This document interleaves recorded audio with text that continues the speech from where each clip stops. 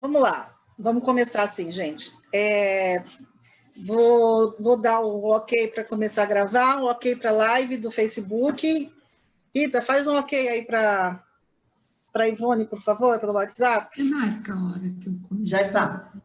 Ok. Nosso muito boa noite a todos e a todas os presentes essa noite. Mais uma palestra aqui do Centro Espírita Allan Kardec.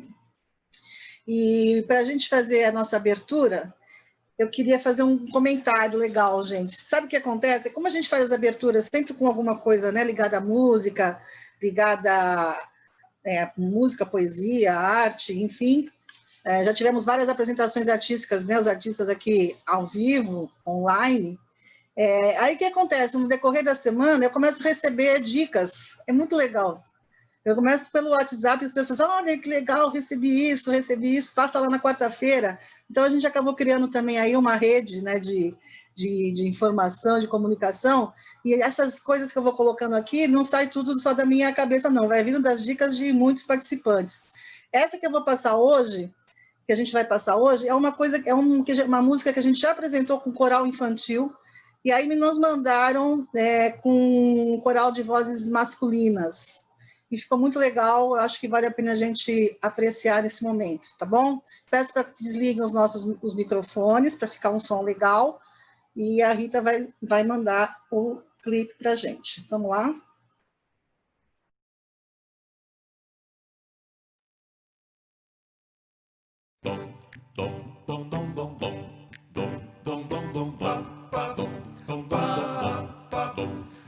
Será que tem remédio pra curar meu tédio? Será que existe cura nessa loucura? Calma, o mundo precisa de pausa. Será que estava escrito em algum livro antigo? Se foi premeditado ou coisa do passado? Calma, o mundo precisa de pausa. No fim tudo volta ao seu lugar. Talvez seja a hora pra pensar.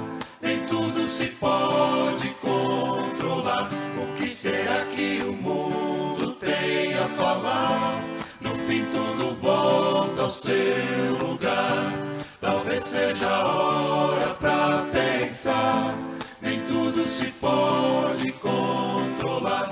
O que será que o mundo tem a falar? Quem é que nunca disse precisa de espaço? Que a vida era corrida, que andava ocupado. Calma, a vida precisa de pausa. Quem é que nunca disse que faltava tempo pra ficar em casa, ficar sem fazer nada? Calma, a vida precisa de pausa.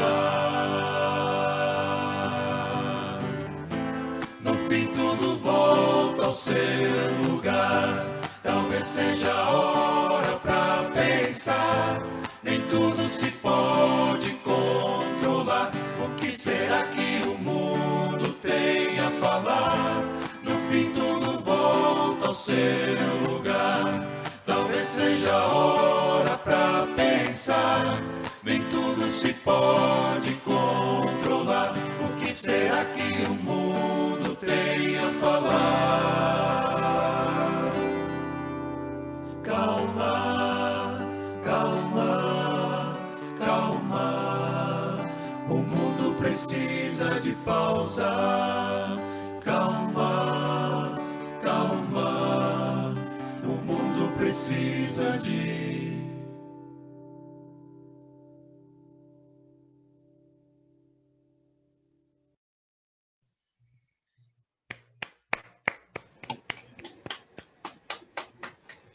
Muito legal, né? Muito gostosa essa música, muito atual, né? E esse grupo perfeito, profissional, né? Trabalho profissional. E a mensagem, né? O mundo precisa de pausa. E antes de a gente passar para para a palestra dessa noite, eu quero fazer uma divulgação em nome da CEPA Brasil, de um evento que vai acontecer no próximo sábado. Então, eu queria pedir para a Rita compartilhar com a gente o cartazinho, e aí faço o convite para que todos participem. Luciana, quer falar, Luciana, você, ou faço eu mesma a divulgação? Não, pode fazer, Sandra. Então, tá bom. O Jailson, né, enquanto Jailson Lima, de Lima Mendonça, que enquanto presidente da CEPA Brasil, também me pediu para fazer essa divulgação, que é um evento, uma live que vai acontecer no sábado, próximo sábado, dia 17, das 15 às 16h30, com esse tema, né, o Espiritismo ante os desafios éticos. Vai ter uma abertura artística, né, que é sempre importante, com Francisca Gomes, está aí no cartaz, tá? O pessoal do Ceará. E terá, então, essa mesa redonda, essa atividade, com o Eduardo Ferreira Valério e com o Júlio César Lima de Faria. É um evento da CEPA Brasil, com apoio do CPDOC, da CEPA, da Associação Espírita Internacional, e está aí, né, gente, o ID e a senha. Nós vamos deixar acho que a Rita consegue colocar para a gente aí no chat, para poder divulgar bem esse ID e essa senha, tá bom? Fica o convite, é uma atividade que a gente gostaria de contar com a presença de todos, para a gente apoiar aí o evento da CEPA Brasil, tá bom? Ficou claro? Vamos deixar mais um tempinho, Rita, para o pessoal ler o que o Eduardo Ferreira Valério vai falar, né? O Eduardo é promotor de justiça de direitos humanos em São Paulo e membro do CPDOC, e inclusive teremos uma palestra do Eduardo Valério aqui com a gente no CA, que está programada para novembro. E o Júlio César de Lima Faria, que também é advogado, membro da CEP, e ele é artista, educador, membro da CEP e delegado da CEPA. E ele é da Paraíba. Da Paraíba. Obrigada, o Mel, que falou com a gente, Matheus Laureano, né? Que falou com a gente semana passada, também é da Paraíba. Isso, são amigos. Então é isso. Obrigada Espero aí que todo mundo esteja presente no sábado, das 15 às 16h30. Obrigada, Rita. Alcione quer falar alguma coisa sobre isso? Não, eu queria só te agradecer, contar com a presença e com a divulgação de todos. Ok. Ponha nas suas listas para os seus amigos. Eles são os palestrantes são muito legais, vocês vão gostar. Conto com a presença de todos. Obrigada. Então é isso. Vamos lá, passando para a Márcia.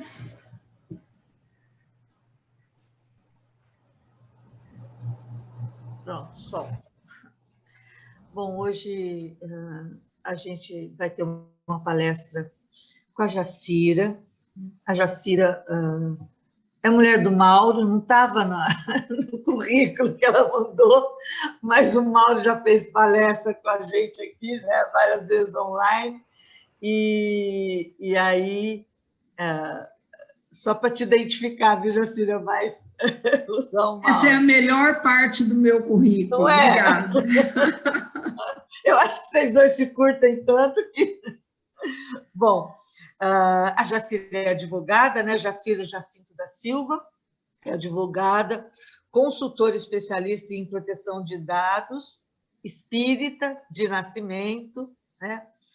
É da minha região, lá do norte do estado de São Paulo. É Buritama, Jacira, não? Não, eu sou de Jales. De Jales, né? E é integrante do CPDOC, conselheira do Centro de Estudos Espíritas José Herculano Pires, atual presidente da CEPA, né? E a Jacira e o Mauro, eles também fundaram, né, a Fundação Porta Aberta, que é uma fundação que fomenta a reinserção social e profissional para as pessoas em tratamento por abuso de álcool e de outras drogas, né? E a Jacira hoje vai falar de um tema que que mexe muito comigo, e acho que com todas as mulheres em particular, e todas as pessoas sensíveis que a gente convive, né? E vai falar sobre o aborto, né? Que é um tema muito importante para nós, que vivemos num país onde aborto é caso de polícia, né? Faz parte de crime, né? Um crime, dependendo das condições, com raríssimas exceções, ele não é considerado um crime. E a sociedade, de uma maneira geral, né? Tirando essas pessoas mais sensíveis que a gente comentou, é muito cruel com a mulher numa situação como essa, né? E a gente nós que somos espíritas e que estamos interessados no progresso espiritual, né? Eu acho que a Jacira vai estar trazendo coisas que são fundamentais para a gente pensar, repensar no nosso comportamento e na postura que a gente tem diante dessas questões do aborto. Então, Jacira, com você a palavra, eu tenho certeza que você vai trazer coisa muito interessante para nós, para a gente aprender e tentar mudar o nosso comportamento com relação a esse rigor todo que a gente tem perante a questão do aborto. Boa noite, Márcia, Sandra, todo o pessoal aí do Kardec. Boa noite a tantos amigos queridos que eu passei aqui rapidamente os olhos agora pela lista de presença, não poderia nomear neste momento, mas eu quero dizer que é uma satisfação imensa conversar sobre espiritismo. Para mim, sempre, eu adoro falar sobre espiritismo, aprender com os amigos, mas especialmente no SEAC, né? Porque o SEAC é, de alguma forma, nossa casa também. O SEAC nos acolhe sempre com muito carinho e abre as suas portas para os amplos debates que a sociedade precisa ouvir, coadjuvar. Então, eu tenho uma honra imensa de poder conversar com os amigos nessa noite.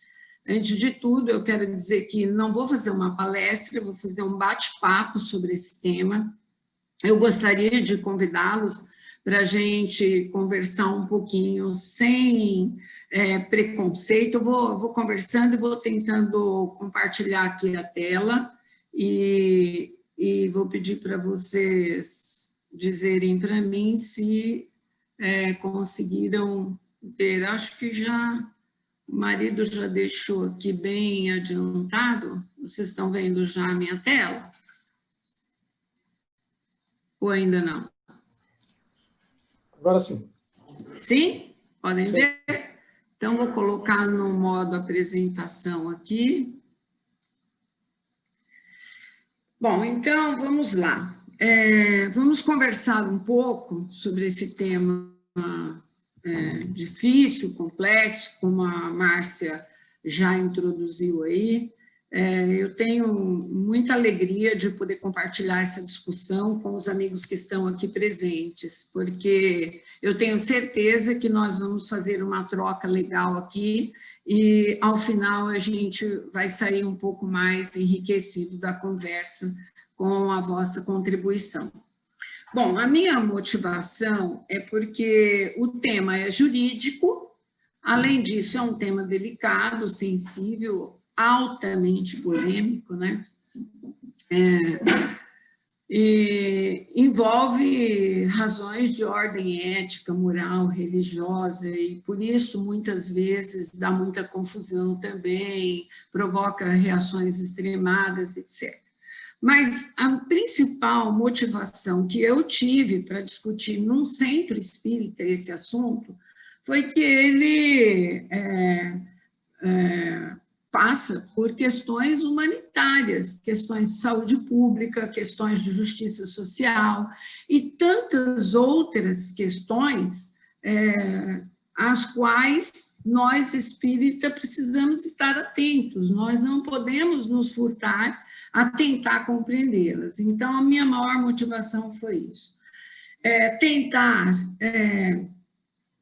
colocar aqui as coisas de forma que não tenha uma conotação de julgamento, e eu peço até também para vocês tentarem, ao assistir essa fala minha, se despirem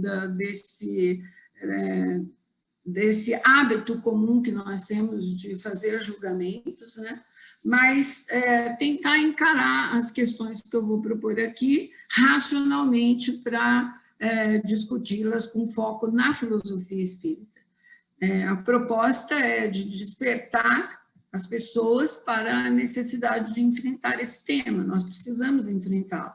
Retirá-lo do campo religioso fundamentalista, no qual ele se encontra, e trazê-lo para a esfera humana, para a esfera social, para a esfera do nosso dia a dia. Muito bem. Como por demais sabido, uma gravidez é fruto do encontro de uma partezinha da mulher e de uma partezinha do homem. Felizmente, hoje, casais homoafetivos já podem ter filhos, né? 2 homens têm filhos, 2 mulheres têm filhos. Entretanto, isso é uma exceção da exceção, e esses filhos são fecundados em laboratório no mesmo processo normal do encontro de uma partezinha de um homem e de uma partezinha da mulher. Eu já coloco isso logo de entrada, porque a discussão do aborto perpassa muito a questão do machismo, que está presente principalmente na cultura brasileira, demasiadamente presente. E acho que o assunto é um assunto humano, não é um assunto de mulher e não é um assunto de homem. Também achei que seria muito difícil a gente conversar hoje sobre aborto sem passar, pelo menos, marcar, pelo menos, esse evento que é recente, que nós tivemos, que é só uma pequena amostra de uma infinidade de outros semelhantes, em que uma criança de 10 anos de idade engravidou. Essa gravidez é fruto de estupro continuado ao longo de 4 anos, portanto, a menina começou a ser estuprada com 6 anos de idade. E eu coloquei essas fotos aqui, não foi com a intenção de expor a garota e muito menos fazer sensacionalismo, apenas para evidenciar quão criança essa menina era. E faço isso com tranquilidade, porque nós estamos num ambiente que me permite fazer essa discussão tão honesta e claramente. Eu foquei, vocês vão perceber que eu dei um foco na mãozinha da menina aqui, olha, e a gente pode perceber como é uma mão de criança. Essa criança estava sendo violentada há 4 anos.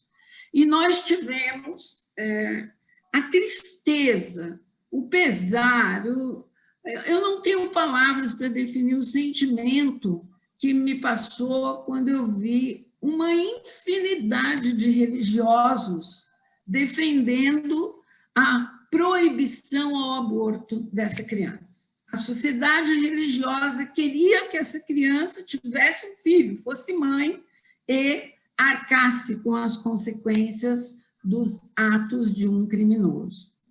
Não é o tema da nossa palestra, mas eu não poderia deixar de mencionar que este ano, no dia 13 de julho, o ECA, o Estatuto da Criança e do Adolescente, completou 30 anos. Apesar disso, tem muita gente que não sabe ainda que uma pessoa até 12 anos de idade incompletos é considerada criança. Portanto, 11 anos, 11 meses, 30 dias é criança. E de 12 a 18 anos é adolescente.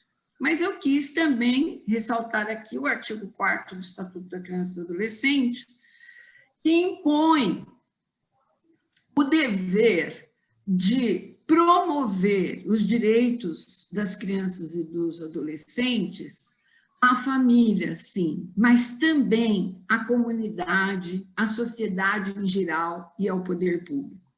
Especialmente o dever de garantir às crianças e aos adolescentes a dignidade, o respeito, a liberdade, a convivência familiar e comunitária.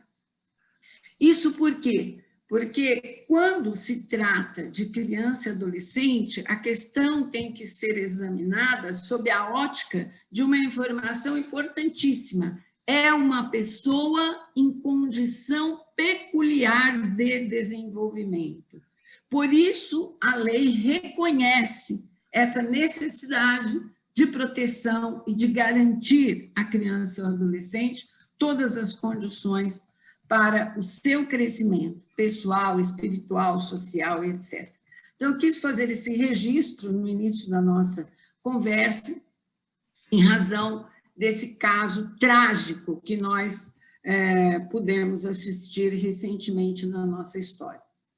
E agora, uma curiosidade jurídica, eu digo que é curiosidade porque a maioria das pessoas não acompanha diariamente o que está acontecendo na justiça, e a maioria das pessoas não é da justiça também, né? Nós temos aqui uma variedade muito grande de profissionais, e vou até pedir desculpa ao público por bater nessa questão jurídica um pouco, mas acho que ela é importante para a nossa noite aqui. Eu quero falar de uma ação que tramita no Supremo Tribunal Federal, chamada Arguição de Descumprimento de Preceito Fundamental. Ela tem esse palavrão aí, então nós vamos, ela é denominada, né, assim, de forma tão estranha, porque ela não está todo dia no nosso vocabulário comum e tampouco na prática jurídica diária, por isso eu vou falar um pouquinho rapidamente dela para vocês. Ela está prevista na Constituição Federal, e tem uma lei específica que trata da arguição de descumprimento de preceito fundamental. Essa arguição, esta ação, ela faz parte de um rol de ferramentas, de instrumentais, que permitem o controle concentrado de constitucionalidade. O que significa isso? No Brasil, cabe ao Supremo Tribunal Federal fazer o controle da constitucionalidade de uma lei, de um ato normativo, de uma resolução, etc. O juiz, togado no seu dia a dia, ele faz o controle difuso da constitucionalidade, ou seja, ele analisa se uma lei, um ato normativo é constitucional ou não dentro daquele processo, e só vale para aquele processo. O Supremo faz o controle concentrado, ele analisa se é constitucional ou não, de forma que tenha efeito erga omnes, ou seja, atinge a todos e a todos os processos. Então, essa arguição de descumprimento de preceito fundamental é uma ferramenta que permite ao Supremo fazer o controle da constitucionalidade de uma lei, de um artigo de lei, etc.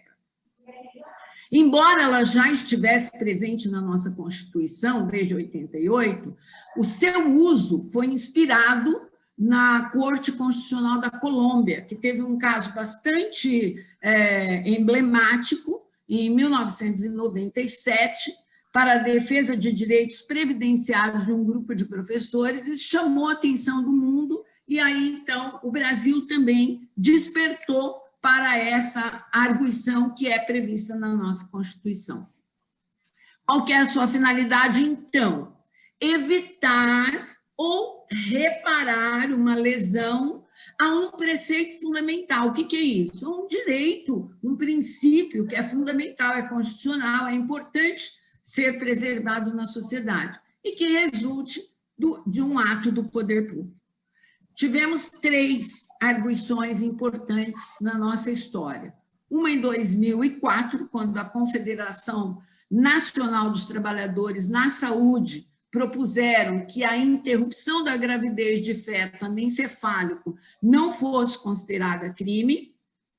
Depois, em 2011, por iniciativa do ex-governador Sérgio Cabral, do Rio de Janeiro, para o reconhecimento da união homoafetiva como entidade familiar e todos os direitos decorrentes desse reconhecimento. E agora, em 2017, e é por isso que eu trouxe esse assunto, uma arguição de descumprimento de preceito fundamental ajuizada pelo PSOL, um partido político. É importante dizer que não é qualquer pessoa que pode propor, a legitimidade para propor a ação é restrita, propondo a descriminalização do aborto com até 12 semanas de gravidez. E aí, então, temos esta ação em trâmite no Supremo Tribunal Federal. Qual é o pedido feito pelo PSOL? Que seja reconhecida a não recepção dos artigos 124 e 126 do Código Penal pela nossa Constituição. Qual foi a análise dos juristas? A nossa Constituição é uma Constituição cidadã, é uma Constituição que defende direitos fundamentais das pessoas. Ela não, depois dela, não cabe mais a gente ainda considerar vigentes os artigos 124 e 126 do Código Penal, que dizem respeito ao aborto. Então, agora, em 2017, o pessoal está propondo ao Supremo, diga que esses 2 artigos são inconstitucionais. Essa é a proposta da arguição de descumprimento de preceito fundamental, 442, está em julgamento. Achei interessante dizer aqui que o procedimento dessa ação permite ao relator, ao ministro relator, buscar todas as fontes de informação possíveis para formar o seu convencimento, inclusive realizar audiências públicas com especialistas. E o que fez, então, a ministra Rosa Weber, acho que está escrito errado aí o nome da ministra. Ela, que é a relatora dessa arguição, abriu para inscrição dos especialistas que quisessem falar sobre esse tema e fez uma audiência pública. Mais de 180 representantes de instituições, de organizações da sociedade civil, de instituições religiosas, partidos políticos, uma infinidade de gente se inscreveu lá e ela selecionou mais de 40 para falar no dia da audiência pública, que aconteceu em 2018, inclusive, como vocês estão vendo aí destacado, a Federação Espírita Brasileira. O que é que essa gente falou lá na audiência pública? Vamos prestar atenção para a fala do coletivo de mulheres católicas. Elas disseram o seguinte: nem presas, nem mortas. Queremos nossas mulheres vivas por um país justo, democrático e laico. Muito bem. A Comissão Nacional dos Direitos Humanos também esteve presente. E esse conselho afirmou ser a favor de descriminalizar o aborto, porque essa não é uma questão religiosa ou moral, mas é uma questão de saúde pública e de igualdade entre todas as mulheres e meninas, sem discriminação. Nós vamos depois conversar um pouquinho mais sobre isso e a gente vai poder entrar um pouco mais nesses detalhes aí. Eu estou aqui com aquelas barrinhas infernais na minha frente que eu tenho dificuldade para tirar. Elas me atrapalham um pouco. Vamos lá. Teve também a presença de instituições internacionais, inclusive o IPAS, que é uma organização sem fins lucrativos dedicada a eliminar mortes e deficiências evitáveis de gravidez indesejada e aborto inseguro. Essa instituição internacional, representada por Anand Grover, não sei como pronunciar o nome dele, também se posicionou pela descriminalização do aborto, considerou a nossa lei atrasada e destacou que, com a proibição do aborto, os dados disponíveis a serviço das autoridades sanitárias brasileiras não são exatos. e, por isso, não ajudam na formulação de políticas públicas. Então, vejam, se a prática do aborto não é permitida, quem faz não pode anunciar. Quem pratica o aborto não pode contabilizar o aborto. E as informações que nós temos acabam não sendo precisas. Só um segundinho, senão eu vou ter que chamar os universitários aqui para tirar. Agora acho que vai.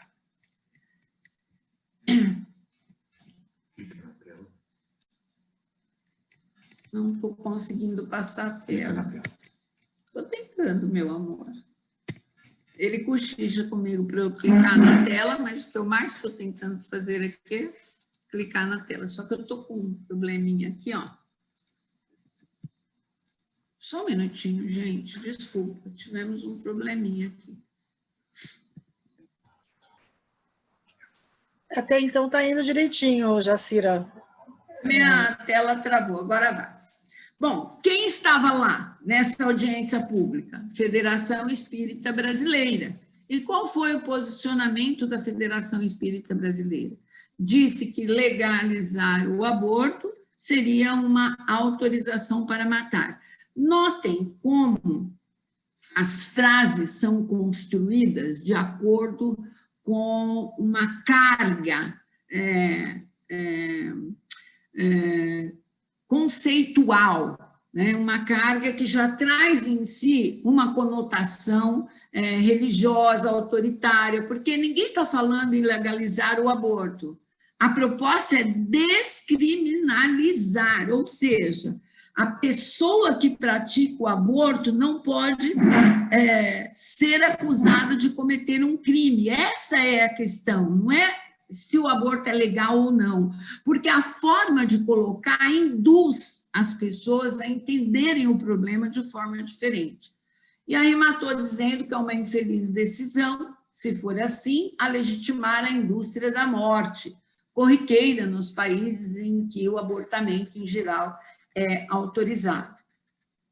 A USE, a União das Sociedades Espíritas de São Paulo, não esteve presente na audiência pública, mas divulgou uma nota oficial, dizendo que o abortamento é um assassinato e a decisão por realizá-lo redunda em grave prejuízo ao outro.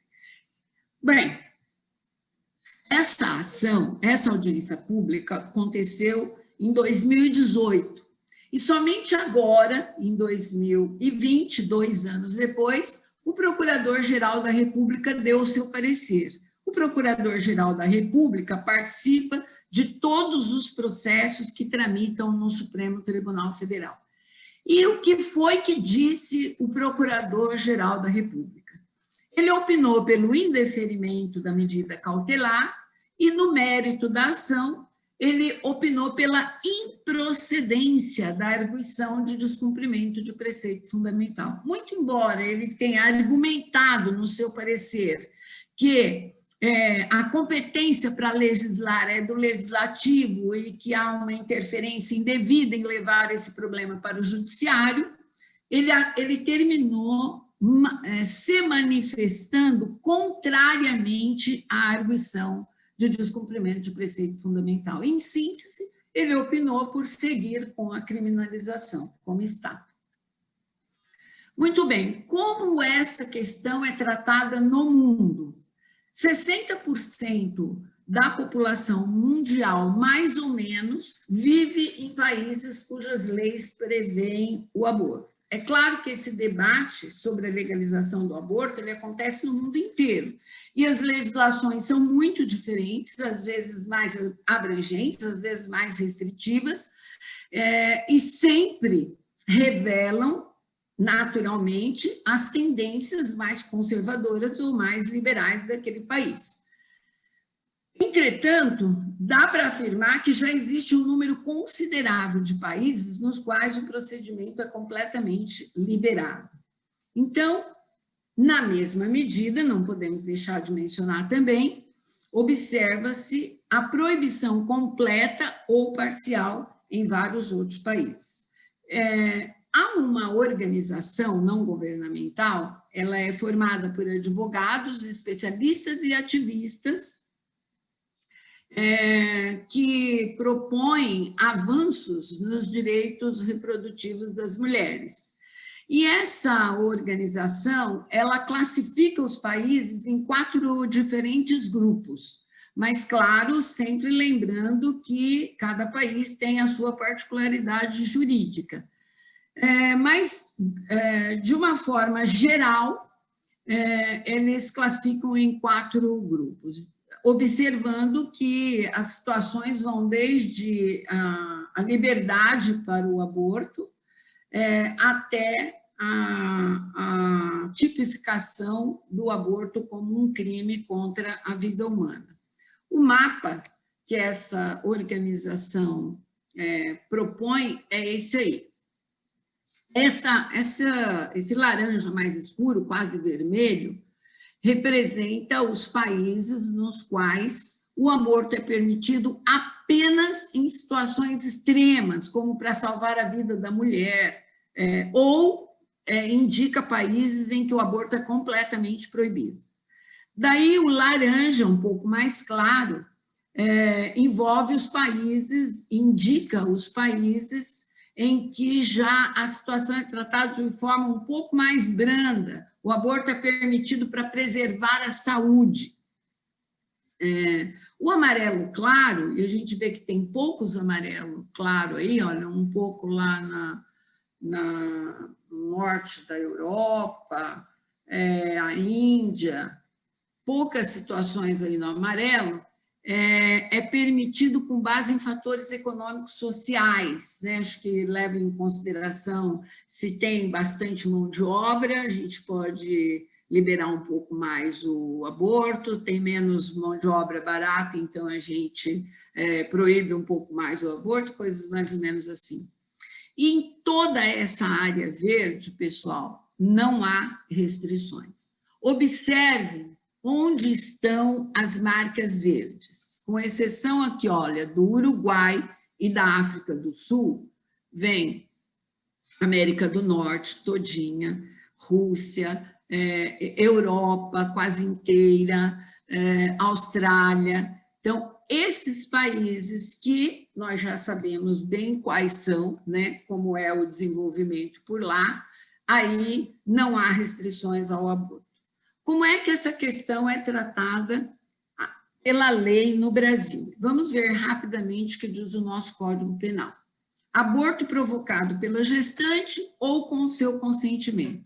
Temos aqui os artigos 124 e 126, que nos chamam a atenção. Por que eles nos chamam a atenção? Porque são os 2 artigos que são objetos da arguição de descumprimento de preceito fundamental que está lá no Supremo, para serem declarados inconstitucionais, se for o caso da arguição ser admitida. No caso do aborto provocado pela mulher em si mesma, ou se ela consentir que pratiquem o aborto nela, a lei prevê uma pena de detenção de 1 a 3 anos. E no caso do terceiro, que provoca o aborto com o consentimento da gestante, a reclusão é de 1 a 4 anos. O artigo 128 trata da situação em que não se pune o aborto praticado por médico. Quando é que o aborto praticado pelo médico não é punido no Brasil? No caso do aborto necessário, que é para salvar a vida da gestante. E olhem só, pessoal, o que é que está na nossa lei, que é muito anterior à Constituição Federal. Se a gravidez resulta de estupro e o aborto é precedido de consentimento da gestante ou se ela for incapaz do seu representante legal. A gente acaba de ver aqui a explícita situação daquela garota, porque além de a gravidez ser resultante de estupro, havia a autorização, o consentimento dos seus representantes legais. Então, isso já é tratado pela lei, já era tratado pela lei.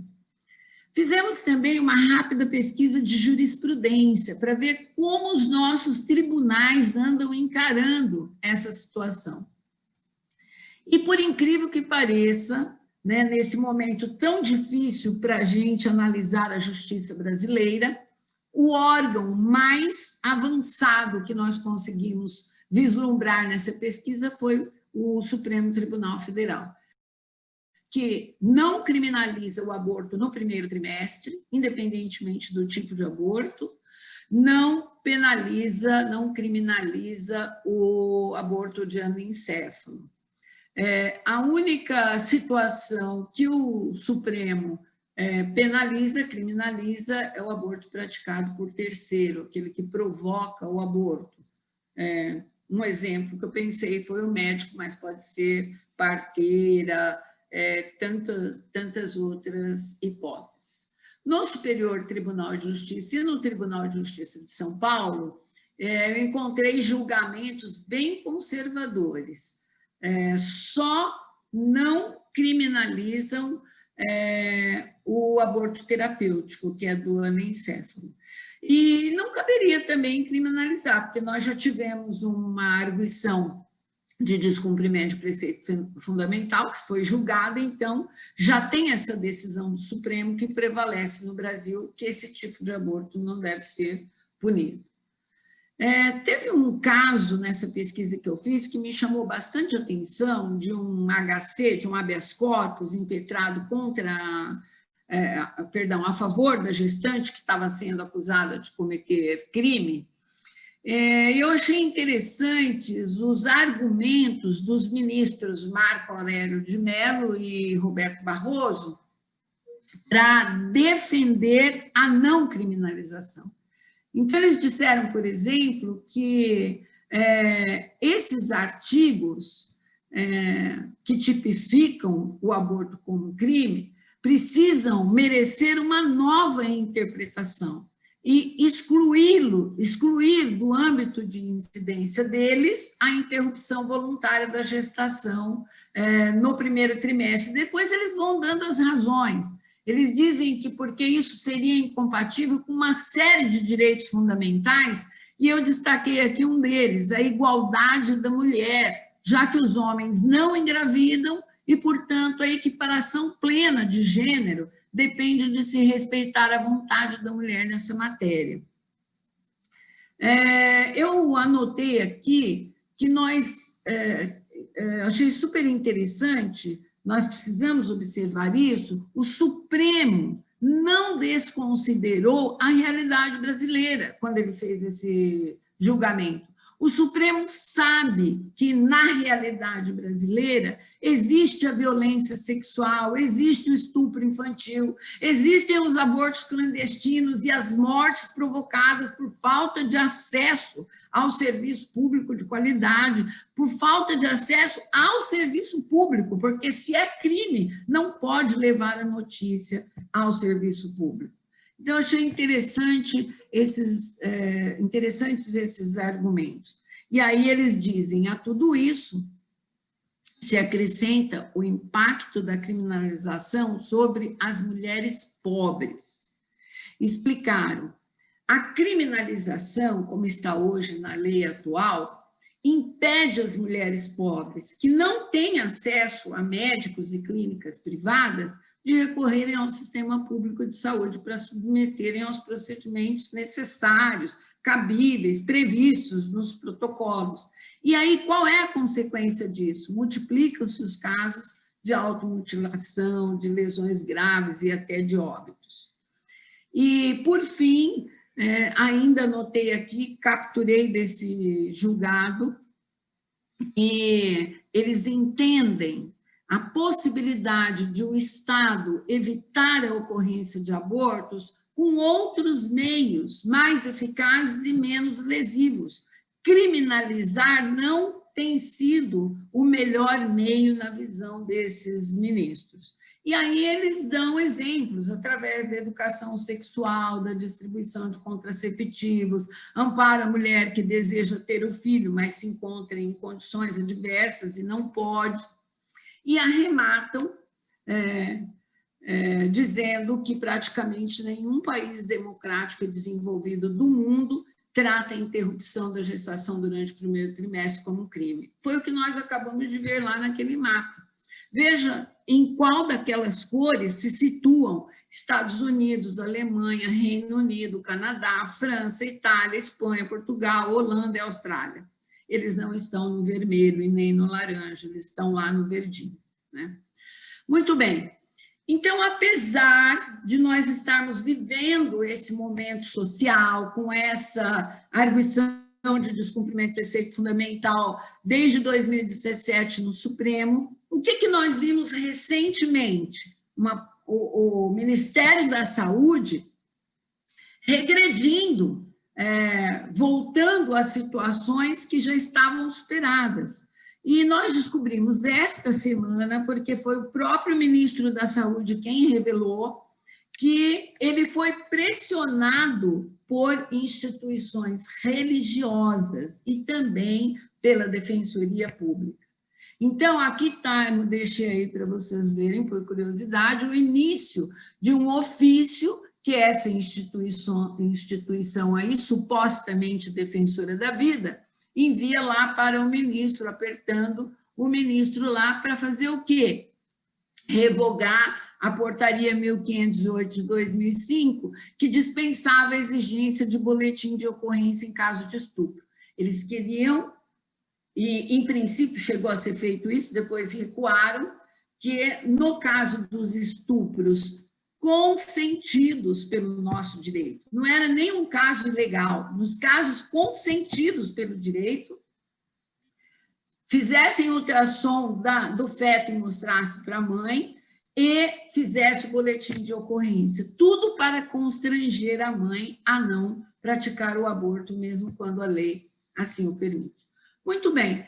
E o que é que nós estamos dentro de um centro espírita conversando sobre esse tema? Tem a ver com o espiritismo trata dessa questão, o que é que a gente pode colher na filosofia espírita? Eu me detive apenas no Kardec, praticamente, para conversar sobre isso, nas duas edições do Livro dos Espíritos, a primeira e a segunda. Pode o corpo existir sem alma? Pergunta 136. Respondem os espíritos. Pode. Entretanto, desde que cessa a vida do corpo, a alma o abandona. Nós já estudamos isso por diversas oportunidades em diferentes situações. E vejam o que os espíritos disseram no complemento dessa resposta. Antes do nascimento, ainda não há união definitiva entre a alma e o corpo. Em que momento a alma se une ao corpo? A união começa na concepção, mas só é completa por ocasião do nascimento. Essa resposta está perfeitamente compatível com a resposta anterior, ambas da segunda edição do Livro dos Espíritos. Mas o que dizia a primeira edição do Livro dos Espíritos? Questão 86. Em que momento a alma se une ao corpo? Ao nascimento. Antes do nascimento, a criança tem uma alma? Não. Como vive então? Como as plantas. Vejam que interessante. Há uma diferença bastante considerável entre a resposta da primeira edição e da segunda edição. Conquanto não esteja dito na segunda edição que há uma união antes, o que os espíritos explicam lá é que essa união vai como se fosse um laço que vai se apertando pouco a pouco e só se torna definitivo quando a criança vê a luz com o nascimento. É diferente. As respostas são diferentes. Acho que passados mais de 150 anos, ninguém teve a curiosidade ainda de fazer uma pesquisa mediúnica e repetir essas questões aos espíritos, né? Estamos aí com essas diferenças. O que faz o espírito se o corpo que ele escolheu morre antes de se verificar o nascimento? Olhem só que pergunta interessante. O que acontece com o espírito se o corpo morrer antes de ele nascer? Escolhe outro. Simples assim. O espírito não iniciou a existência ainda. O corpo morreu, ele escolhe outro. Que consequências tem para o espírito o aborto? É uma existência nulificada, que ele terá de recomeçar. Essa resposta também está em coerência e sintonia com a anterior. Não há, de acordo com essas respostas, maior prejuízo ao espírito, porque nós já sabemos que o espírito pode reencarnar quantas vezes sejam necessárias. Então, se inviabilizou por doença, por aborto, por qualquer outro motivo, o nascimento vai nascer em outro corpo.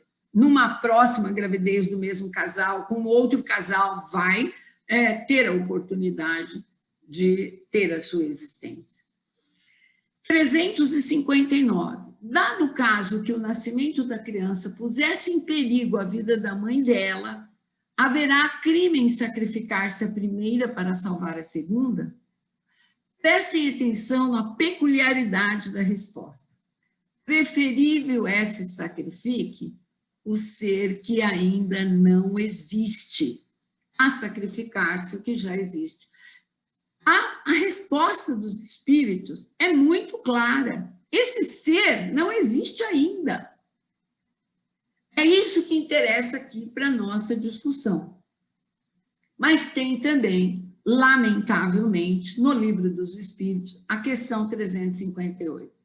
Constitui crime a provocação do aborto? Vejam a astúcia da pergunta aqui.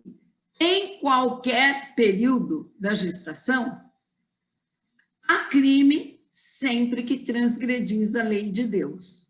Vamos lembrar que, de acordo com a filosofia espírita, a lei de Deus está escrita na consciência de cada um. Muito bem. E segue. Uma mãe, ou quem quer que seja, cometerá crime sempre que tirar a vida a uma criança antes do seu nascimento. Por isso que impede uma alma de passar pelas provas a que serviria de instrumento o corpo que se estava formando. Esta resposta não está coerente e não está em sintonia com todas as demais que tratam do mesmo tema. Bem, qual seria, então, a visão espírita a respeito dessa controvérsia? Antes de nós emitirmos uma opinião, vamos lembrar que a construção do Livro dos Espíritos é fruto de um trabalho metódico do Kardec de diálogo com os espíritos. E quem são os espíritos?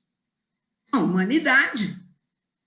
Quando nós estivermos fora do corpo físico, seremos espíritos também, somos espíritos, porém estamos no corpo físico. Kardec conversava com espíritos que não estavam no corpo físico, espíritos tanto quanto nós, integrantes da mesma humanidade. Temos que levar em consideração o contexto histórico do século XIX e o componente religioso que tem na obra, e do Ocidente também.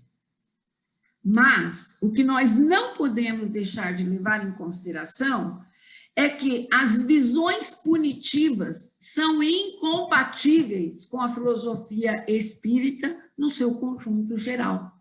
Trata-se de uma filosofia libertária, humanista, progressista, solidária, caritativa, que está ancorada noutros valores, na justiça social, na democracia, na igualdade, na liberdade, no amor e na caridade. Então, não faz sentido nós tomarmos essa última resposta, essa última questão que nós estudamos, como a expressão do pensamento espírita. E essa é a questão que é sempre invocada do Livro dos Espíritos quando nós estudamos esse tema. E uma outra questão que não pode passar desapercebida para o estudioso espírita diz respeito com as incoerências religiosas. Vejam, será que as religiões têm se importado com as consequências da manutenção obrigatória de uma gravidez indesejada ou decorrente do estupro, por exemplo, como profissional do direito, nós lidamos a vida inteira com casos dramáticos na área da família. Casos, por exemplo, em que nós temos hoje um adolescente super problemático, super envolvido com a justiça, com vários atos infracionais, que foi rejeitado pela mãe logo depois do nascimento. Aí foi criada uma parte com a avó, uma parte com a tia, uma parte com o pai que não morava com a mãe. Toda uma desgraceira em torno de um adolescente que nós só sabemos hoje olhar para a situação atual, para as consequências de tudo o que aconteceu lá atrás e condenar, porque nós fazemos julgamentos moralistas sempre. Nós não vemos as instituições religiosas fazendo campanhas públicas na mídia, que eles usam tanto para defender a criminalização do aborto, ofertando propostas concretas de apoio, amparo, proteção, encaminhamento de mulheres e meninas grávidas de filhos indesejados. E nós, certamente, não conseguimos vislumbrar o mesmo olhar implacável das instituições religiosas contra o abandono e a miséria que ceifam a vida real, já existente, de crianças marginalizadas. Isso é um contrassenso. O propósito não é a defesa da vida, porque tanta defesa de uma vida que ainda não existe, e nenhuma importância para tantas vidas que estão em sofrimento na Terra. Bem, a minha sugestão é que, ao analisar esse tema, a gente coloque o componente da generosidade. Jesus de Nazaré, tão invocado pelas instituições religiosas, passa longe dessa história. Aquele que disse para quem queria apedrejar Maria Madalena, atire a primeira pedra, quem não tiver cometido pecado, passa muito longe dessas análises aqui, desses problemas. Então, a minha sugestão é que a gente lembre dessa generosidade e que a gente lembre, pelo menos, da generosidade intensa que havia na frase, que sugeria que nós fizéssemos aos outros aquilo que nós gostaríamos que nos fizessem. Então, não vamos entrar nesse debate proposto propositalmente pelas religiões, de que nós temos que escolher entre o direito à vida e à liberdade da mulher, o que é mais importante. Né? Na nossa lei, o maior bem tutelado, o bem que merece a maior proteção na nossa lei é a vida, indubitavelmente.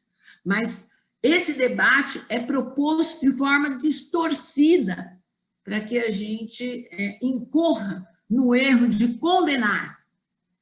Então, quisera tivéssemos a capacidade de representar o pensamento espírita defendendo para a mulher que aborta, não que ela seja presa, julgada e condenada, mas que ela seja amparada por uma rede sólida de saúde pública, que tenha à sua disposição, que essa rede de saúde possa oferecer a ela assistência médica adequada, psicológica, social, até econômica e jurídica. Isso, no meu ponto de vista, representaria o olhar espírita. E já caminhando aqui para encerrar e permitir que as pessoas possam também falar, um caminho possível, no meu ponto de vista, seria nós mantermos a posição contrária à prática do aborto. Não faz sentido nós sairmos defendendo a prática do aborto, porque a vida, analisada sob o ponto de vista espírita, é valiosíssima, é cara. Uma existência nos dá a oportunidade de mudar conceitos, valores, aprender tantas coisas, crescer O objetivo da vida é crescer e aprender. Então, não podemos desprezar a oportunidade, a possibilidade da vida. Então, em tese, nós somos contrários à prática do aborto. Porém, nós devemos fazer isso de que forma nós devemos nos manifestar na vida, na sociedade? Propondo o planejamento da gravidez, que haja planejamento para a gravidez, propondo para nós mesmos, para a nossa família, para quem eventualmente queira nos ouvir, que assimile uma gravidez acidental, reconhecendo toda a ampla oportunidade que essa relação pode nos permitir na existência. Usar e difundir os métodos anticonceptivos quando não se deseja a gravidez. Apoiar mulheres que querem ter seus filhos, mas não têm condições, que às vezes optam pelo aborto por falta de condições econômicas, emocionais e tantas outras. E promover a educação sexual. Por que é que não se pode falar de educação sexual? Até hoje a gente não fala em casa com os nossos filhos, não fala no centro espírita, não fala no nosso local de trabalho, na escola, é proibido falar. Tem aquela música que o Chico Buarque canta com a Elza Soares, que todos fazem, né? Coloca lá, tartarugas fazem, não sei cantar, lindíssima música. Mas não pode falar disso, né? Falar que é prazeroso, que faz parte da lei da vida, que é uma necessidade física, orgânica, e, enfim, educar. Como nós podemos, como nós temos de nos educar para nos alimentarmos e para nos relacionarmos na sociedade, como tudo na vida. Mas que, acima de tudo, a gente respeite o completo livre-arbítrio. Se a mulher está numa situação de gravidez indesejada, se a gravidez dela é decorrente de estupro, se ela está na iminência de um aborto terapêutico, é uma questão que, com todo o apoio que ela merece, cabe a ela decidir. Eu não posso decidir se a outra mulher deve abortar ou não. Eu posso conversar com ela, emprestar meus ouvidos, falar da minha experiência de vida, o que eu puder ajudar, mas essa decisão tem que ser dela. Não é de uma instituição, não é de uma religião, não é de uma outra pessoa. Nós temos que respeitar o livre-arbítrio e, acima de tudo, não criminalizar, absolutamente não criminalizar. Então, a filosofia espírita contempla, isto sim, o livre-arbítrio. E contempla, sobretudo, a liberdade da mulher sobre o seu próprio corpo. Não é outra pessoa que tem que dizer o que ela tem que fazer com o seu próprio corpo. A filosofia espírita é uma bússola para viver sem penas e sem castigos. Na filosofia espírita, nós aprendemos que cada ser é dono do seu destino, que nós construímos situações aflitivas, sim, na nossa existência, construímos situações felizes também, e vamos desfrutando, vamos degustando as consequências das nossas ações, e com isso vamos aprendendo e crescendo. É nesse processo que a gente evolui e cresce, e não mediante açoites e castigos. E a maior de todos os exemplos que a gente tem é a reencarnação, né? Que eu considero, de forma emblemática, o maior exemplo de justiça e misericórdia.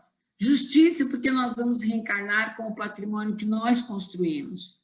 E misericórdia, porque é uma bênção a oportunidade de nascer de novo, de refazer, de aprender de novo. Lendo um artigo que o Eduardo Valério me mandou sobre aborto, eu vi lá uma frase que eu achei muito interessante, eu coloquei aqui para nós tentarmos assimilar. Ela está contida em um rap cantado pelo Emicida, que diz o seguinte, se chama... esqueci o nome agora. Diz assim: enquanto a terra não for livre, eu também não sou. Eu achei muito legal essa frase e deixei aí para a gente refletir. enquanto a terra não for livre, eu também não sou. Vamos pensando assim, para entender que o drama do outro é meu também, né? Que a dor do outro é minha também. E assim a gente pode, quem sabe, construir uma sociedade melhor. Eu gostaria imensamente de contar com a colaboração de vocês aí na sequência e agradeço a oportunidade de ter exposto aqui essas ideias para iniciar o nosso debate. Muito obrigada. Jacira. Parabéns. Opa. Olha, Jacira, a gente agradece profundamente. Eu estou muito emocionada e eu acho que todas as mulheres da sala aqui estão emocionadas dessa forma, porque você falou da nossa vida, da nossa barriga, né? Das nossas escolhas, das nossas dificuldades. Então, realmente é muito emocionante. E, assim, você foi muito sensível e generosa quando você trouxe isso para nós, Jacira. Nosso muito obrigada. Vamos abrir, porque eu, assim, além das mulheres todas sensibilizadas com a tua fala, tenho certeza que os nossos amigos, os nossos companheiros que estão aqui com a gente, também estão se sentindo muito mexidos com essa história. Então, vamos partir para as perguntas, porque eu acho que você vai poder ajudar bastante a gente. Obrigada, viu? Obrigada pela tua presença. Muito bem, gente. Eu vou abrir aqui. Quem quiser fazer alguma pergunta, faz a inscrição ali pelo chat, que aí a gente se organiza melhor, tá? Tem vários comentários, Jacira, depois você vai ver, né, de concordância com a sua fala, de parabéns pela sua palestra. E aí eu estou tentando ler aqui para ver se eu pego alguma pergunta já colocada, tá? Mas enquanto eu leio isso aqui, Jacira, eu queria fazer uma primeira provocação, assim. Em que momento, eu não sei se tem alguma coisa histórica em relação a isso, em que momento passou-se realmente a ser crime, punível, né? A punição ao aborto? Porque isso quando você comete um homicídio, quando você tira a vida do outro, então você está prejudicando o outro, né, um ser que já existe, você tira a vida, você simplesmente acabou com aquela oportunidade, então você cometeu um ato criminoso perante as leis humanas, não somente as leis, né, naturais, perante as leis humanas. Quando você faz o aborto, você está tirando, você está prejudicando a si mesmo e aquele ser que estava reencarnando. Ele não está prejudicando a sociedade, não está, como é que eu vou explicar, não está infringindo nada, né? Quem vai assumir essa responsabilidade é a própria pessoa, né, que fez, que autorizou e que quis fazer. Então, em que momento isso passou a ser punível na sociedade? Não sei se existe algum fato histórico sobre isso. Eu fiz um estudo que eu não trouxe para cá porque eu achei que ia tomar muito tempo. Certamente não vou me lembrar de todos os detalhes, mas ele dizia o seguinte, que no Código de Hammurabi, que é um dos registros mais antigos que nós temos do direito, o aborto era livre e a mulher que fizesse o aborto tivesse o aborto por provocação de outrem, tinha direito a uma indenização. E foi em 1920 que a Rússia descriminalizou o aborto. Lá era crime, descriminalizou em 1920. Então, por esse estudo que eu fiz, Sandra, foi possível ver, como diz aí essa matéria que eu pesquisei para trazer o mapa, aquela ONG, organização não governamental que expôs aquele mapa, tem muitas peculiaridades em cada povo. Então, os hebreus, por exemplo, eles não puniam o aborto. Depois, na Grécia Antiga, o aborto era punido, mas teve lá Sócrates, Platão, que defendiam o direito ao aborto. Então, na história, pelo estudo que fiz, teve momentos de criminalização e já na história antiga já havia a liberdade para o aborto. Então, isso foi mudando de acordo com o tempo e a evolução das sociedades. Tem muito a ver com se a sociedade é mais conservadora. Por exemplo, no Uruguai, não é criminalizado o aborto atualmente. Então, tem muito a ver com isso, com essa característica da sociedade. E dos governos também, né? Uma pergunta que o Reinaldo fez aqui em cima, sobre uma questão, né, jurídica, qual é a diferença entre detenção e reclusão? Ah, sim. É o seguinte, o nosso Código Penal, ele tem umas estruturas que elas existem só na teoria. Então, por exemplo, nós temos o tipo de regime de prisão, né? Nós temos prisão e regime aberto. Teoricamente, prisão e regime aberto seria a pessoa tem que ficar na casa dela, não pode sair, aquela coisa e tal. Só que isso não existe, porque não tem fiscalização, então é letra morta. Aí criaram, inventaram uma prisão domiciliar que, teoricamente, substituiria o regime aberto. Aí tem o regime semiaberto, a pessoa dorme na prisão e sai durante o dia para trabalhar. Praticamente não existe, embora exista lá na lei. Aí, como é que faz quando a pessoa está no regime semiaberto? Alguns juízes dizem assim, não tem estabelecimento para regime semiaberto, então fica no aberto. Outros juízes dizem assim, não tem estabelecimento para regime semiaberto, então fica no fechado. Aí vai do juiz. São criações da lei que não se concretizam na realidade por falta de instrumentalização.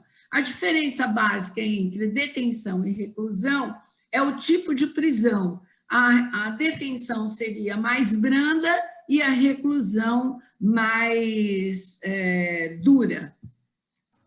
Teoricamente, porque na prática, reclusão e detenção é cadeia, significa prisão no Brasil.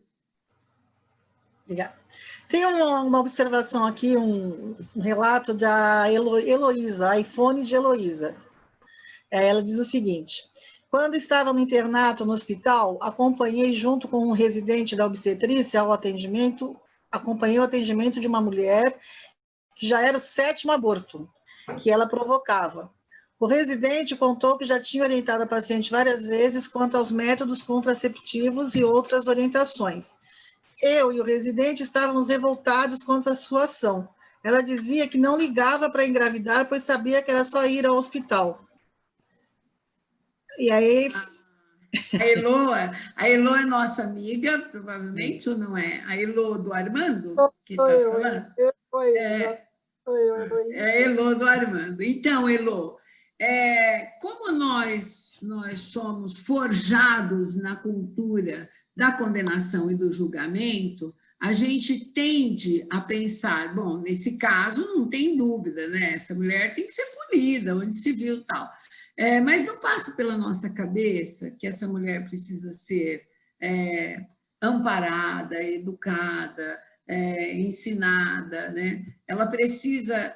eu falo isso, Elo, com muita tranquilidade, porque nós trabalhamos com pessoas em situação de rua, dependentes químicos, pessoas que sofrem essa condenação por preconceito. Antes mesmo de nós os conhecermos, nós já dizemos quem eles são. E depois a gente vai conviver com essas pessoas lá na nossa instituição, e a gente vê que são pessoas normais, pessoas que têm valores, pessoas talentosas, pessoas que por diversas razões, incontáveis razões, caíram naquela situação. E o que é que elas precisam hoje? De condenação?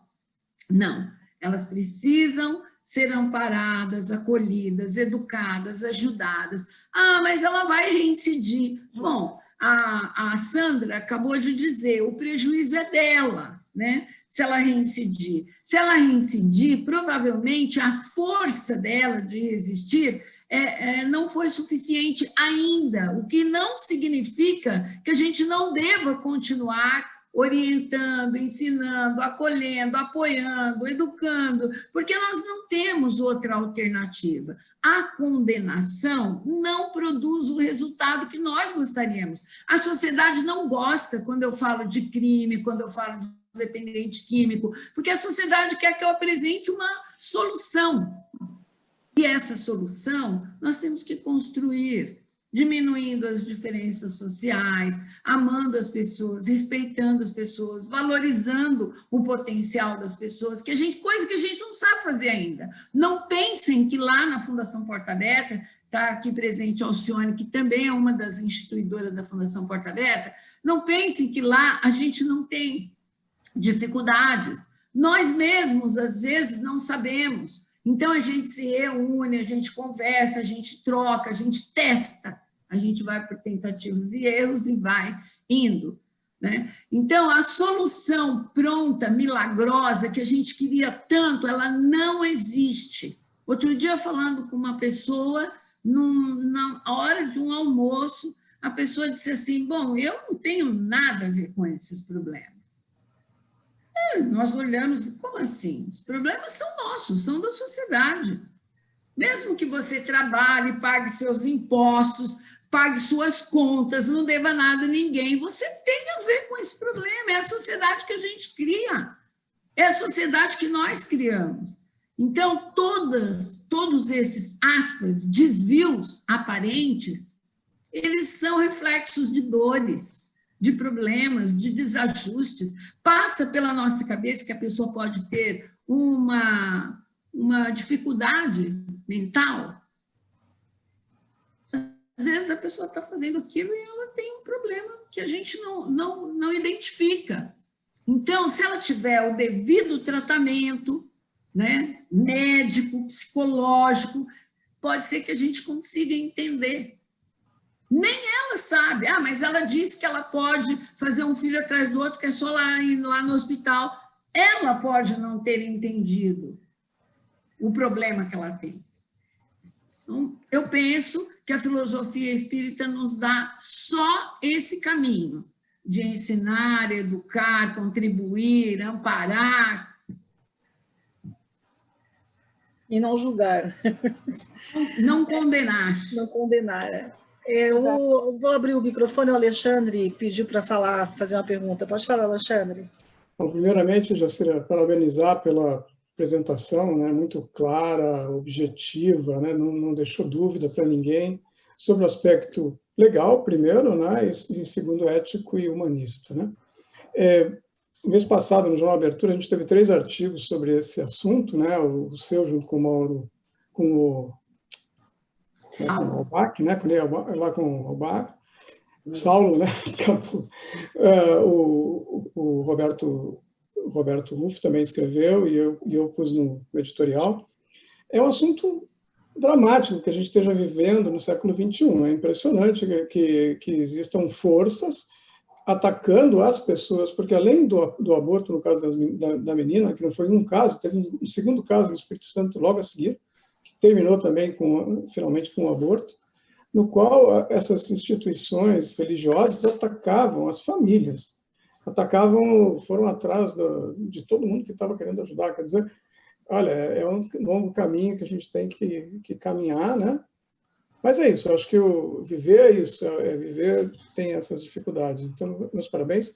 Como homem, eu também me senti representado, tá? Eu nunca vou ser, nessa encarnação, eu não vou dar a luz, mas possivelmente já dei a luz em outras e nas futuras, quem sabe. Então, como ser humano, também me senti representado. Parabéns. Obrigada, Alexandre. Voltando um pouquinho nessa questão da menina, eu acho que tem um aspecto que nós precisamos considerar no Brasil hoje. É um ponto de vista pessoal, mas eu não me furtaria colocá-lo aqui. Essas ideias exacerbadas, exageradas e que levam a uma comoção social, assim, elas se amparam, né, num pensamento fundamentalista, né, é uma seita fundamentalista. E eu penso, né, me perdoem aí as pessoas que discordarem de mim, mas eu penso que o que piorou a situação no caso dessa menina, preciso dizer, Alexandre, você mencionou que logo depois surgiu um outro caso. Experimente fazer uma pesquisa na internet, eu fiz esses dias, a infinidade de casos de meninas grávidas. No Brasil, nós temos um abuso excessivo de meninas entre 10 e 14 anos de idade, e principalmente meninas negras, que se sujeitam a determinadas situações e acabam sendo violentadas, muitas vezes dentro da própria família. Então, é um número assim dramático.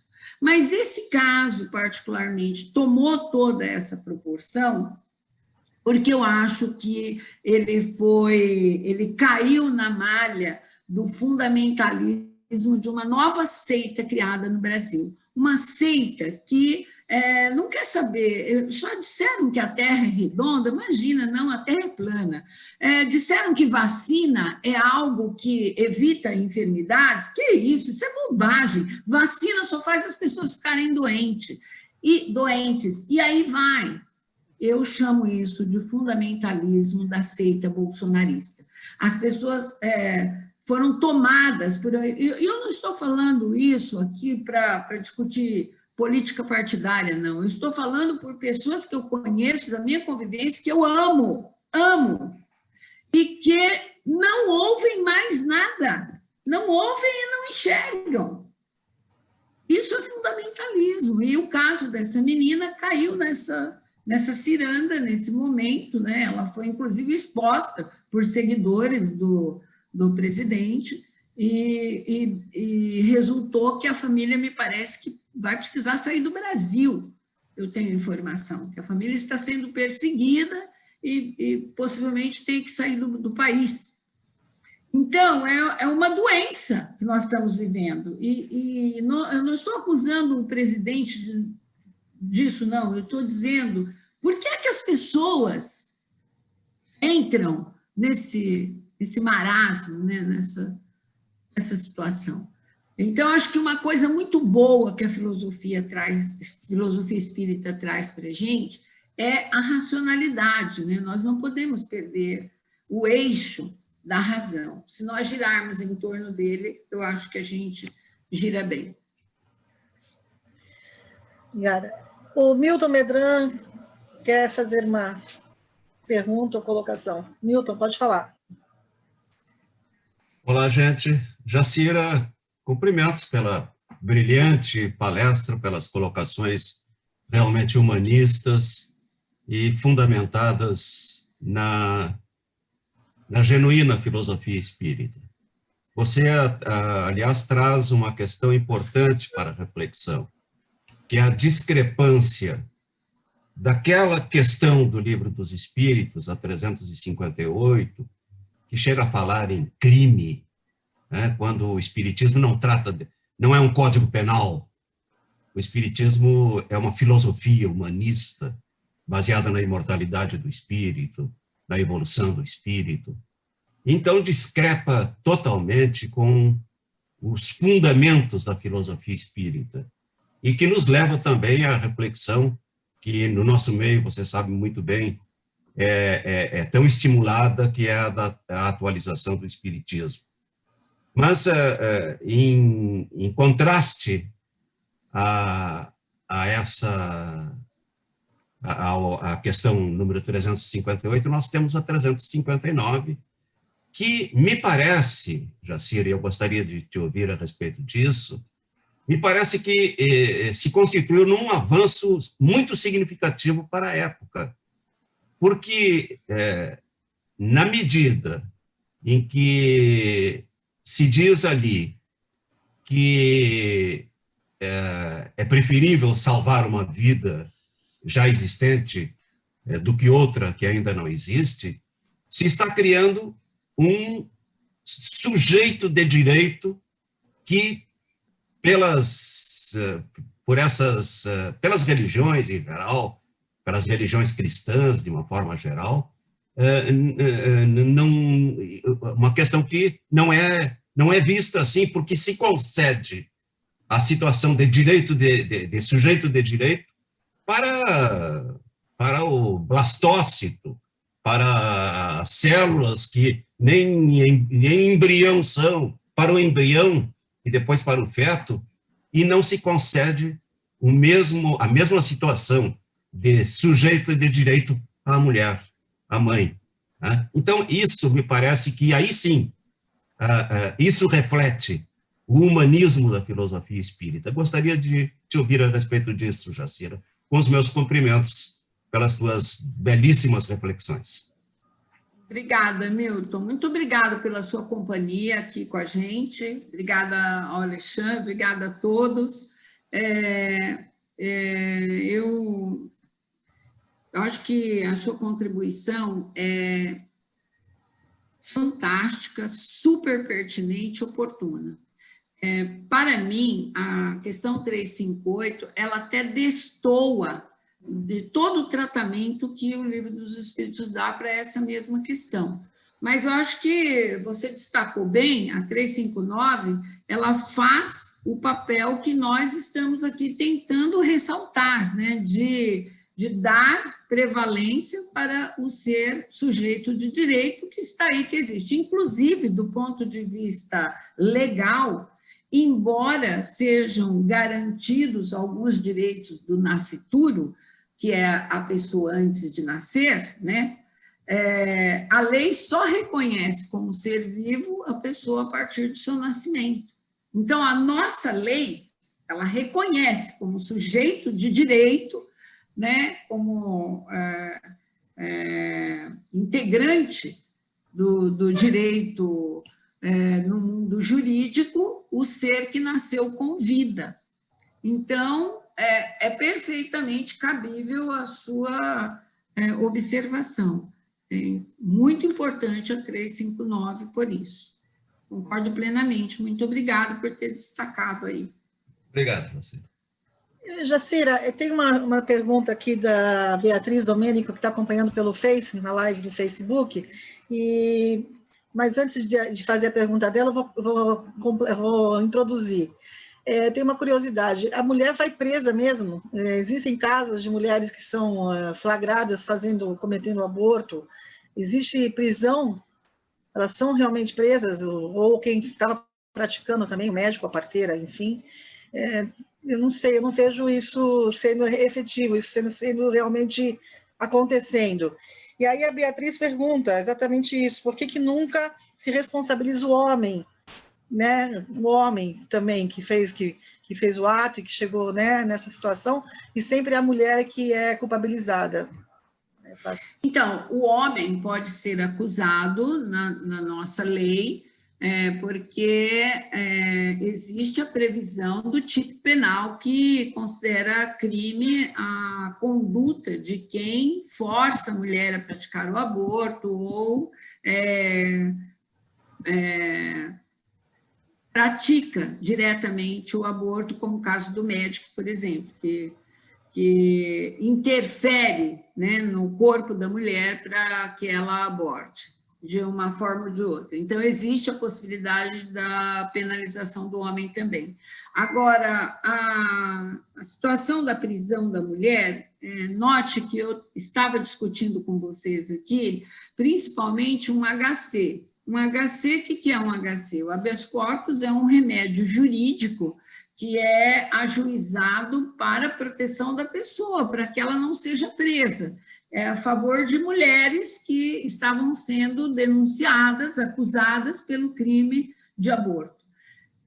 Agora, se elas são presas ou não, vai depender de outras circunstâncias que valem para qualquer crime. Geralmente, quando a pessoa é primária, quando é uma pena até um determinado limite, existe a possibilidade de substituir essa pena por outras situações como restrição da liberdade, prestação de serviço de comunidade e outras mais. Então, o fato de vai presa ou não depende, é reincidente, assim como qualquer outro crime. Qualquer pessoa que pratica outro crime, ele vai preso, com algumas exceções, né? Porque toda pessoa é presa se ela é pega em flagrante delito, é diferente. Mas o caso do aborto entra nesses crimes comuns que vai depender dos antecedentes, primariedade, essa coisa toda, para ser preso ou não. Mas pode ser. Se a pessoa tiver antecedentes criminais e cometer o crime de aborto e for condenada, ela vai ser presa, certamente. Obrigada.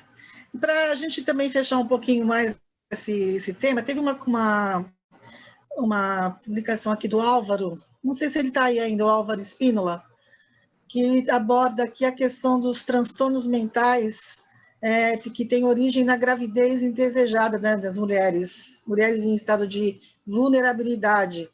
Então, acolher e proteger essa mulher pode diminuir o número de gravidez indesejáveis.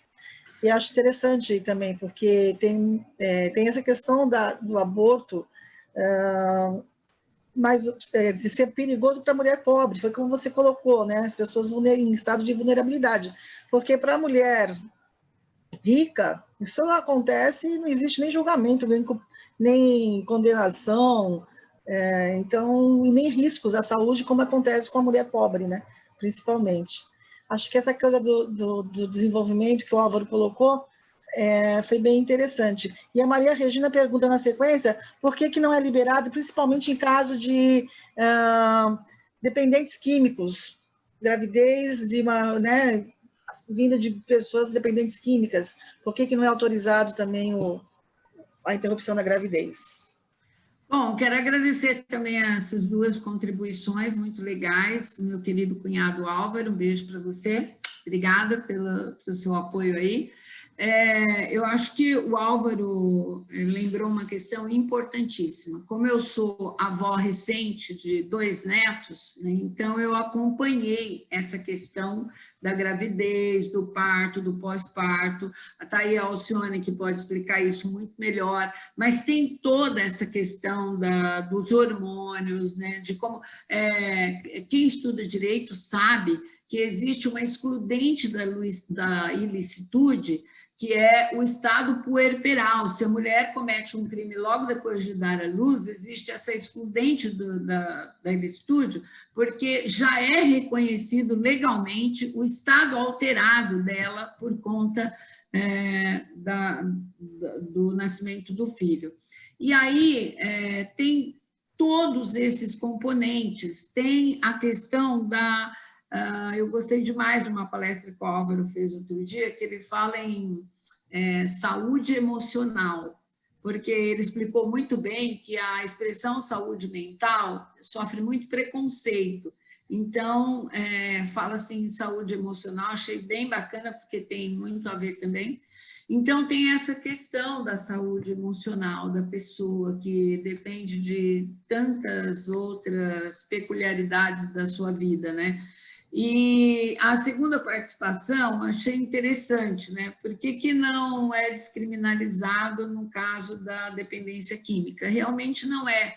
Então, imaginem que vocês talvez não tenham ideia como a gente trabalha com essa questão de dependência química, a gente tem bastante informações sobre isso.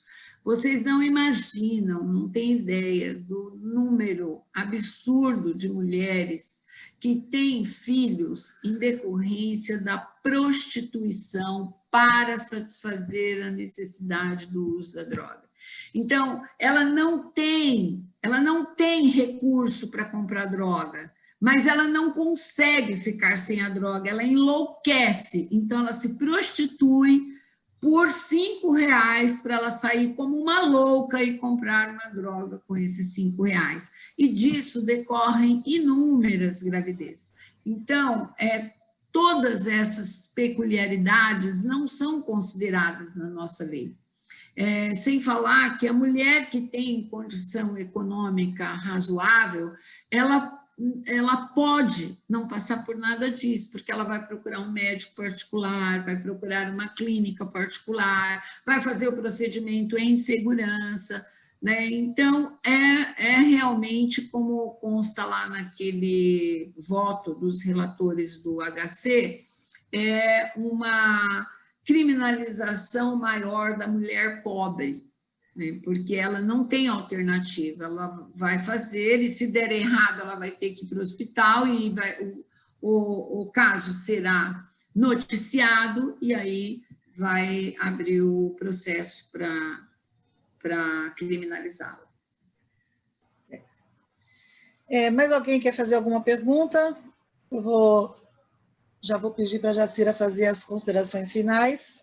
Jacira, eu quero te agradecer muito, mais uma vez, eu sei que a Márcia já agradeceu, mas a sua disponibilidade, nós já tínhamos convidado você para falar, né, antes, e não houve realmente essa possibilidade, e agora aconteceu, eu agradeço muito mesmo, te admiro bastante, todo o trabalho que você e o Mauro e toda essa equipe, né, que está aqui presente, Alcione, da Fundação, né, Porta Aberta, e além da Fundação tem o Centro Espírita, e tem a CEPA, e tem o CPDOC, então, assim, é muita coisa que eu admiro muito, admiro o dinamismo e essa energia que vocês têm, então eu agradeço muito por estar, né, acompanhar o trabalho de vocês, não dou conta não, tá?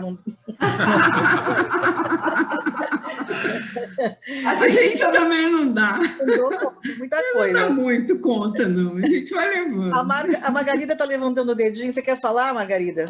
Só dar um abraço para a Jacira, dizer que eu fiquei emocionada de ouvir a Jacira. Há muito tempo que eu não via ninguém aí. Obrigada, Jacira. Adorei. Um beijo para você, meu amor. Obrigada por estar aqui com a gente. Adorei, Jacira. Muito obrigada. E aí, Jacira, se quiser fazer suas considerações finais, fica à vontade. Ok, tá bom. Bom, Sandra, eu quero agradecer imensamente essa oportunidade. Eu sei que é uma contribuição muito pequena, mas eu acho que colocar o assunto na pauta é importante, né? Acho que a principal ressalva assim, que eu quero fazer é de que a gente não perca de vista o nosso foco de estudar, divulgar a filosofia espírita em todas as oportunidades que a gente tiver, né? Lá na Fundação, conversando com um beneficiário nosso, a gente tem que lembrar que nós somos movidos por uma filosofia libertadora, progressista, que nos enxerga como espíritos imortais, que vamos ter muitas oportunidades, né? Que a reencarnação nos permite vir aqui muitas vezes. Então, cuidar de nós, cuidar do outro, cuidar da natureza, na nossa relação familiar, lembrar que nós estamos numa oportunidade ímpar, né, com essas pessoas, nessa família, para a gente construir laços de afeto, para a gente aprender a paciência, né, reconhecer a paciência que o outro tem que ter com a gente. Então, nada na nossa relação familiar, no nosso trabalho social, nada, em nenhuma situação da vida, a gente pode perder de vista que nós temos esse suporte da filosofia espírita a nos guiar. Então, não seria na análise de uma questão dessa que nós deixaríamos de lado, né, todo esse conhecimento espírita que pode fazer com que a gente tenha um olhar mais generoso, né, com o outro, lembrar lá daquele Jesus de Nazaré tão invocado nas religiões, para ter o mínimo de generosidade com as pessoas em todas aquelas situações que a sociedade apressadamente julga e considera como criminosa, inadequada ou insuportável até às vezes, né? E no mais, agradecer muito, muito, eu passei os olhos aqui, eu vi todas as pessoas que estiveram presentes, eu tenho uma gratidão imensa por esse apoio, essa generosidade que todos vocês tiveram de comparecer aqui e me ajudarem nesse bate-papo aqui. Muito obrigada. Viu? Obrigada, Jacira.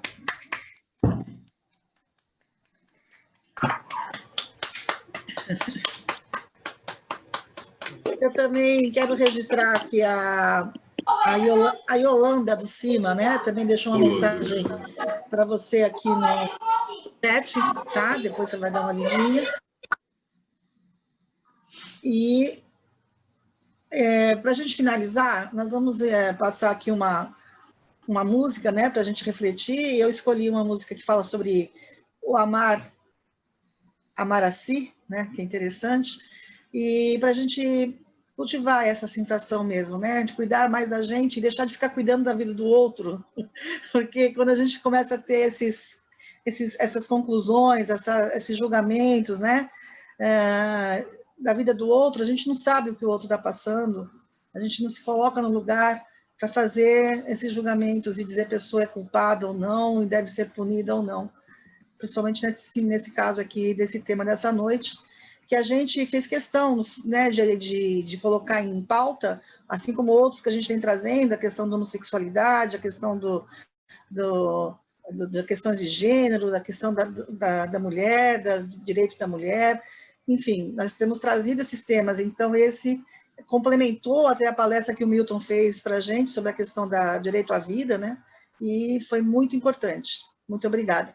Então, peço que todos, mais uma vez, desliguem os seus microfones. E, Jacira, depois, se você puder continuar só mais um pouquinho com a gente no bate-papo informal, tá? Antes de encerrar, eu quero só comunicar que a semana que vem nós vamos ter a palestra do Milton, com o Milton Medran, né? Vai falar sobre se o Kardec seria o fundador ou codificador do Espiritismo. E na próxima semana, temos a palestra com a Alcione Moreno, falando também, agora deixa eu ver o tema aqui, sobre a questão dos espíritas no mundo, tá? Mais ou menos isso. Então, não percam as próximas palestras. Obrigada, Rita, por favor.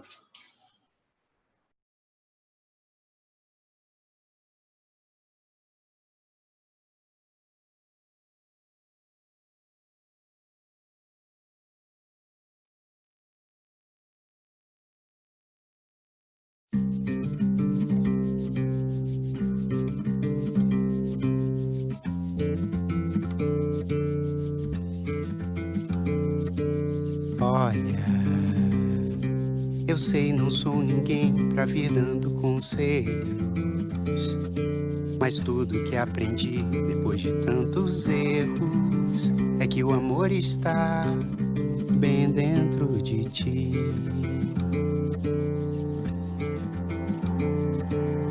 Eu sei que todo mundo espera isso mais depressa, mas é bom saber que o amor começa em amar a si, que tudo flui bem, bem. Tente pensar no amor e aprender com a dor. Se é pra recomeçar, que seja como for, não tem receita, tudo se ajeita. Deixa o amor entrar devagar. E se é pra amar, cuide melhor de ti. Amor tem que fazer sorrir. Ame-se mais, já que é pra amar. Cuide melhor de ti. Amor tem que fazer sorrir. Ame-se mais. E fim.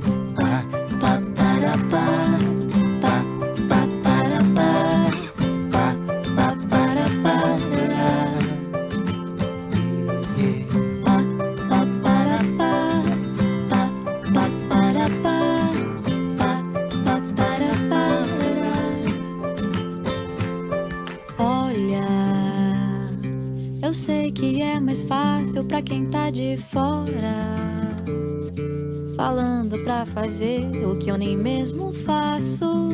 Então o meu abraço vai falar por mim. Quando parece que o amor simplesmente foi embora, talvez só tenha encontrado um novo endereço. Todo recomeço começa de um fim. Não tente procurar no outro seu lugar. Sinta-se em casa em si, chame ele pra entrar. Seja bem-vindo, amor, chega de solidão. A sós contigo, eu sou multidão. Se é pra amar, cuide melhor de ti. Amor tem que fazer sorrir. Ame-se mais, já que é pra amar. Cuide melhor de ti. Amor tem que fazer sorrir. Ame-se mais. E vem pá, pá, para, pá. Pá, pá, para, pá. Pá, pá, para, parará. Ame-se mais. Pá, pá, para, pá. Pá, pá, para, pá. Pá, pá, para, parará. Ame-se mais. Ame-se mais. Ame-se mais. Ame-se mais e mais e mais e mais e mais. Ame-se mais.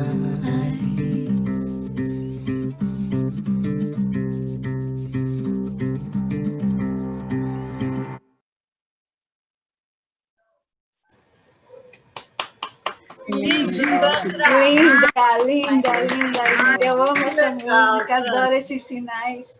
É demais. Deu para ver. Eu fiz essa música com coral lá em Diadema, com sinais de Libras também, ficou muito legal. E é o Jairzinho e a Luísa. Jairzinho, né? É o Jairzinho. Pois é, eu ia perguntar se não era o Jairzinho, né? É o Jairzinho. É ele mesmo. Legal. Bom, gente, é isso. Boa Vamos noite para todos. encerrar aqui, vamos encerrar a nossa live. Muito bom estar junto com vocês. Parabéns, Jacília, maravilhosa. Obrigada. Até a próxima semana. Boa noite. Principalmente